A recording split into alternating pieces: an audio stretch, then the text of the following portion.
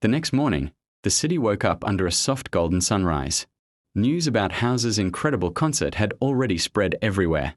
People were still talking about the powerful performance of Stjepan Hauser, how his music had touched every heart in the hall.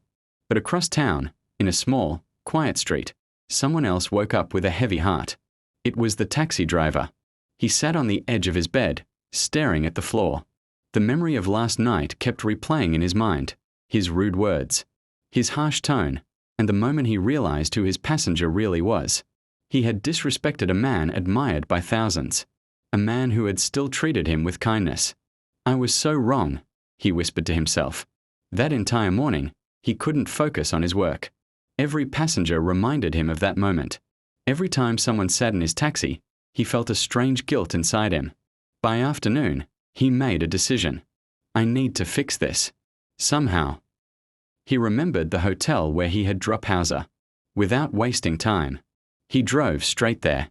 His hands felt slightly nervous as he stepped out of the taxi and looked at the grand entrance. Security guards stood outside, and inside, the lobby was busy with guests and staff. He walked slowly to the front desk.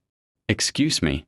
I want to meet Mr. Hauser," he said, his voice uncertain. The receptionist looked at him politely. "Do you have an appointment?" He shook his head. "No, but I need to apologize. It's important." Before the receptionist could reply, a familiar voice came from behind. "It's okay. Let him come." The driver turned around, and there he was. Hauser stood calmly, dressed simply, just like the night before. There was no anger in his face, only quiet understanding. The driver quickly lowered his head. "Sir, I am really sorry. I didn't know who you were. I spoke badly. I feel ashamed." Hauser stepped closer, his expression gentle. "It's not about who I am," he said softly. "It's about how we treat people."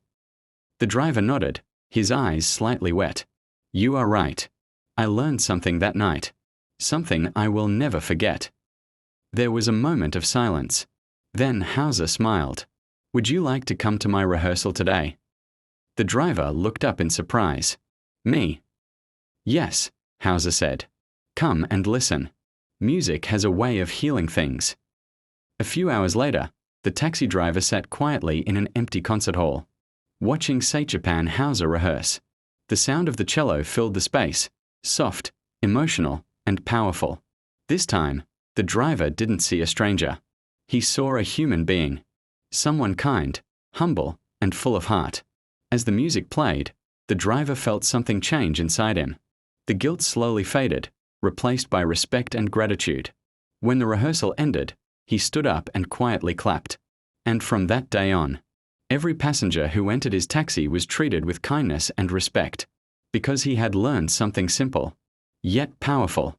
You don't need to know someone's name to treat them well.